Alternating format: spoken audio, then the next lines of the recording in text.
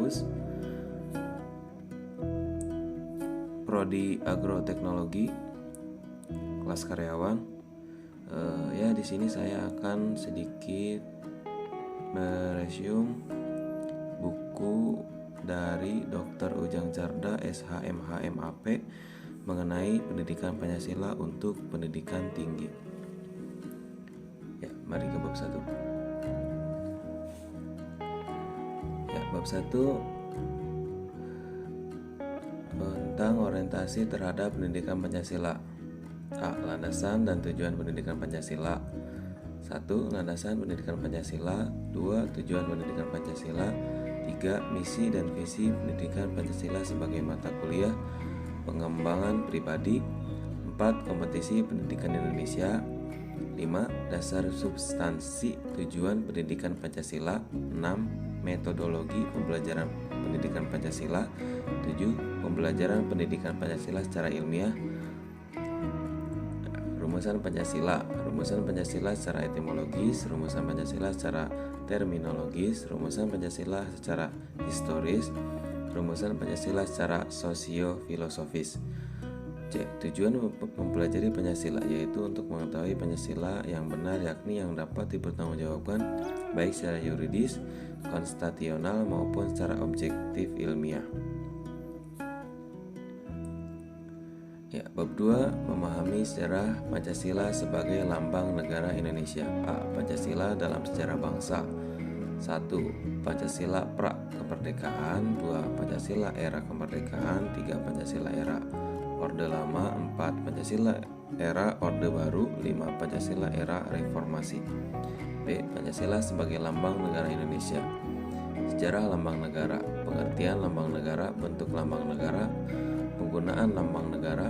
Larangan penggunaan lambang negara. C. Memahami Pancasila sebagai lambang negara Indonesia dari putusan Mahkamah Konstitusi nomor 4 PUU 10 2012. Pokok perkara, pendapat ahli, pendapat Mahkamah Konstitusi, putusan Mahkamah Konstitusi. Next. Bab 3. Memahami Pancasila sebagai sistem filsafat.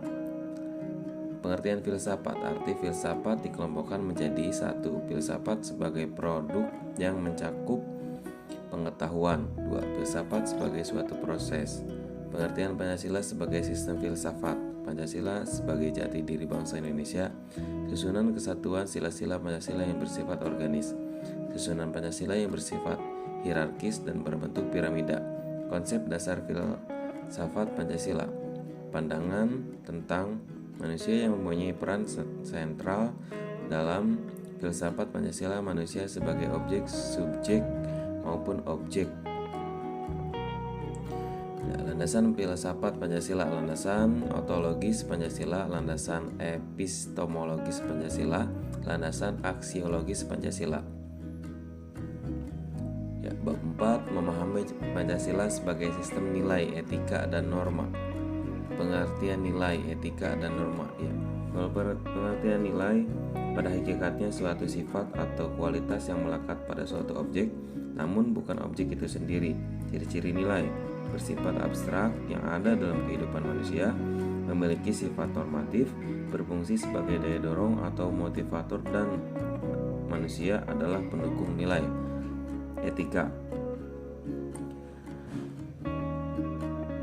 Etika berasal dari bahasa Yunani ethos, artinya custom atau kebiasaan yang berkaitan dengan tindakan atau tingkah laku manusia. Fungsi etika itu sendiri adalah sarana untuk memperoleh orientasi kritis berhadapan dengan berbagai moralitas dan norma. Pengertian norma. Norma adalah aturan-aturan dan ketentuan-ketentuan yang mengikat warga masyarakat atau kelompok tertentu dan menjadi panduan, tatanan, pandangan, dan pengendali sikap dan tingkah laku manusia. Ke B. Pancasila sebagai nilai dasar fundamental bagi bangsa dan negara. Next. Bab 5. Memahami muatan sila-sila dalam Pancasila.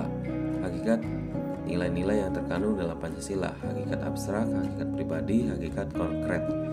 Isi arti materi muatan sila-sila dalam Pancasila. Muatan sila ketuhanan yang Maha Esa, muatan sila kemanusiaan yang adil dan beradab, muatan sila persatuan Indonesia, muatan sila kerakyatan yang dipimpin oleh hikmah kebijaksanaan dalam permusyawaratan perwakilan, muatan sila keadilan sosial bagi seluruh rakyat Indonesia, refleksi nilai-nilai keislaman dan Pancasila, korelasi Pancasila dengan agama, refleksi nilai-nilai keislaman dalam materi muatan sila-sila Pancasila.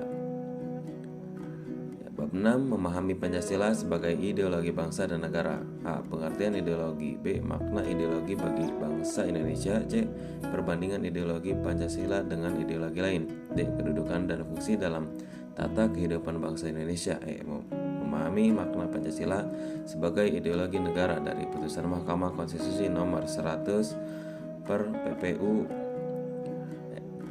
11 per 2013. Next. Bab 7. Memahami demokrasi Pancasila. Perkembangan demokrasi Indonesia. Konsep demokrasi semula lahir dari pemikiran mengenai hubungan negara dan hukum di Yunani kuno. Kemudian dipraktikkan dalam kehidupan bernegara antara abad 6 sampai dengan 3 sebelum Masehi. Sistem demokrasi ini adalah demokrasi langsung. Konsepsi demokrasi, pengertian demokrasi Pancasila, prinsip demokrasi Pancasila, penerapan demokrasi Pancasila di Indonesia. Next.